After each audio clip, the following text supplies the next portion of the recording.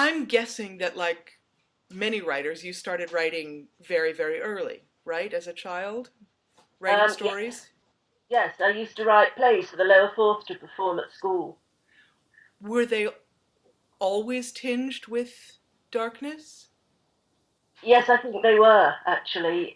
It's difficult to explain why, but I suppose that eerie stories for me reinforce a sense of security. Um, if Ah, you're reading a book or watching a film, you're in the safety of a cinema or your own home with you've got the doors locked, the curtains drawn, and you know that nothing bad can get at you. Or at least you hope it can't. So I think that it comes back to that actually for so it's me. almost like the pleasure of sitting inside by a warm fire while it's Right? storming outside. Yes, exactly. Yes, villains are a lot more satisfying to create than heroes or heroines because when you think about it, villains they're not murdering all the time. They do ordinary things like the rest of us. They have to go to the dentist and collect the dry cleaning.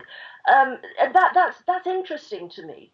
Whereas contemporary horror, which is what I more or less started with, you're vanquishing an ancient curse or raising the undead. It's straightforward, but with the mind, you can go into some very deep, very complex areas.